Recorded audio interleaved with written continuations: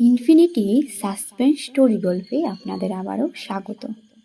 বন্ধুরা, আমাদের নিত্য নতুন রহস্যময় গল্পগুলো কেমন লাগছে তা কমেন্ট বক্সে অবশ্যই জানাবেন। বন্ধুরা, আমাদের আজকের গল্প মধ্যরাতের ট্রেন। আমাদের গল্পের স্থান, কাল, চরিত্র সবই কাল্পনিক। শুরু করছি আমাদের আজকের গল্প মধ্যরাতের ট্রেন। রাত তখন 12টা পেরিয়েছে। স্টেশন ফাঁকা, শুধু বাতাসের শু শব্দ আর দূরে একটা কুকুরের ডাক মাঝে মাঝে শোনা যাচ্ছে। রুদ্র দাঁড়িয়ে আছে প্ল্যাটফর্মের এক কোণে। আজকের শেষ ট্রেনটা ধরতে হবে তাকে। রাতের ট্রেন খুব একটা ভিড় হয় না, আর এই স্টেশন এমনিতেই বেশ নির্জন। রুদ্র অফিসের কাজের জন্য পাশের শহরে গিয়েছিল। ফিরতে হয়ে গেছে দেরি।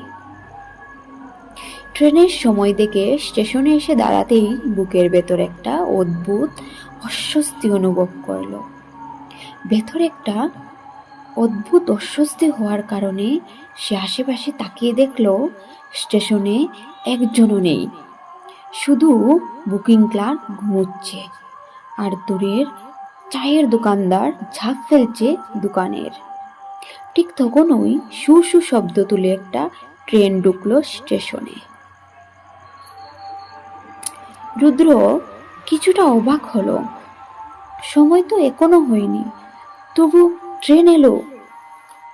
তবুও বেশি কিছু না ভেবে ট্রেনের প্রথম কামরায় উঠে পড়ল সে। ভেতরে ঢুকেই রুদ্র বুঝতে পারল ট্রেনটা অদ্ভুত রকমের ঠান্ডা। জানালাগুলো বন্ধ, তবুও যেন বাতাসের এক চাপা শীতলতা আছে। আশেপাশে তাকিয়ে দেখে কামরার সব আসন খালি, শুধু এক বৃদ্ধ লোক এক কোণে বসে আছে। আরেকটা কালো শাড়ি পরা মহিলা জানালার দিকে তাকিয়ে আছে স্থিরভাবে। রুদ্র একটু এগিয়ে বৃদ্ধ লোকটির সামনে গিয়ে বসল। বৃদ্ধ তার দিকে তাকিয়ে হাসলেন, কিন্তু সেই হাসি থেকে মন যেন অদ্ভুত একটা অনুভূতি হলো রুদ্রর। এত রাতে কোথায় যাচ্ছ? কোথায় যাচ্ছ বাবু? বৃদ্ধ জিজ্ঞেস করল। আমার গ্রাম চণ্ডীপুরে ফিরছি, অফিসের কাজের জন্য দেরি হয়ে গেল। বৃদ্ধ মাথা নেড়ে বলল, ভালো ভালো, রাতের ট্রেনে সাবধানে থাকা উচিত। রুদ্র কিছুটা অস্বস্তি বোধ করল।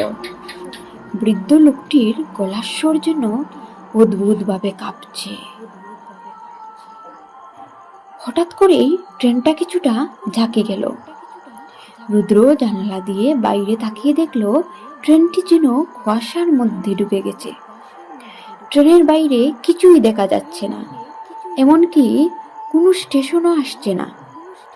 সময় দেখে চমকে উঠল সে। প্রায় আধ ঘন্টা কেটে গেছে, অথচ ট্রেন কোনো স্টেশনে থামেনি। রুদ্রর বুকের ভেতর ছিনচিনে ভয় ঢুকে গেল। সে আশেপাশে তাকিয়ে দেখল ট্রেনের ভেতর যেন অদ্ভুত পরিবর্তন এসেছে। দেওয়ালের রং ফ্যাকাশে লাগছে, যেন অনেক বছর ধরে এখানে কেউ আসেনি। গন্ধটাও বদলে গেছে, একটা পুরনো স্যাঁতস্যাঁতে গন্ধ নাকে আসছে। হঠাৎ করেই কালো শাড়ি পরা মহিলাটি মুখ ঘুরিয়ে রুদ্রর দিকে তাকালো। তার চোখ দুটো একদম ফাঁকা, গভীর অন্ধকারের মতো। রুদ্র দম বন্ধ হয়ে আসতে লাগলো। সে দ্রুত অন্যদিকে তাকাতে গিয়ে দেখল বৃদ্ধ লোকটিও বদলে গেছে। তার মুখের চামড়া গলে পড়ছে, চোখ দুটো গভীর কুটরের মধ্যে ঢুকে গেছে। রুদ্র ভয়ে উঠে দাঁড়ালো। সে দরজার দিকে দৌড়তে লাগলো, কিন্তু দরজাটা যেন শক্ত হয়ে গেছে, যেন কেউ বাইরে থেকে আটকে দিয়েছে। ট্রেনের বাতি ধপ ধপ করে জ্বলতে শুরু করলো, আর ট্রেনের ভেতর শীতল বাতাস বইতে লাগলো। তখন ওই এক ফিসফিসে গলা শুনতে পেল রুদ্র। তুমি এই ট্রেনে কেন উঠলে? এটা অভিশপ্ত ট্রেন, এখানে ওরা ওঠে আর আর তারা ফিরে যায় না। তখন ওই এক ফিসফিসে গলা শুনতে পেল রুদ্র। তুমি এই ট্রেনে কেন উঠলে? এটা অভিশপ্ত ট্রেন, এখানে যারা উঠে তারা আর ফিরে যায় না। রুদ্র চারপাশে তাকিয়ে দেখল তার চারদিকে অনেক ছায়ামূর্তি ঘিরে ধরেছে। তাদের চোখে কোনো অনুভূতি নেই, শুধু ফাঁকা দৃষ্টিতে তাকিয়ে আছে তার দিকে। রুদ্র কাঁপতে কাঁপতে চিৎকার করে উঠল, আমাকে নামতে দাও, আমি এখানে থাকতে চাই না। হঠাৎ ট্রেনটা আবার চাকিয়ে গেল, আর এই ঝলকে রুদ্র দেখল সামনে একটা স্টেশন এসে গেছে, দরজা খুলে গেছে। সে প্রাণপণে দৌড় দিল এবং চলন্ত ট্রেন থেকে ঝাঁপ দিল প্ল্যাটফর্মে। মুহূর্তের মধ্যে ট্রেনটা একটা বিকট আওয়াজ করে অদৃশ্য হয়ে গেল কুয়াশার মধ্যে।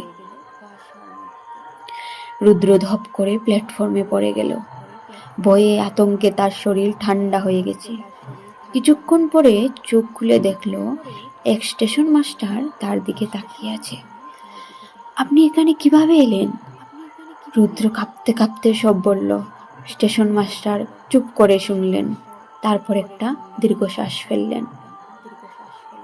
এই ট্রেনটা আর বাস্তবে চলে না। আজ থেকে 20 বছর আগে একটা দুর্ঘটনায় পুরো ট্রেনটাই নদীতে ডুবে গিয়েছিল। যারা সেই ট্রেনে ছিল তারা কেউ আর ফিরে আসেনি। কিন্তু মাঝে মাঝে মাঝরাতে এই ট্রেন ফিরে আসে আর কিছু নতুন যাত্রী নিয়ে যায়। রুদ্র থরথর করে কাঁপতে লাগলো। সে বুঝতে পারলো আজ যদি সে ঝাঁপ না দিত তাহলে হয়তো আর কখনো ফিরে আসতে পারতো না। স্টেশন মাস্টার ধীরে ধীরে বললেন, তুমি বেঁচে গেছো, কিন্তু যারা ওই ট্রেনে উঠে যায় তারা আর ফেরে না। সেই রাতে রুদ্র আর বাড়ি যেতে পারেনি।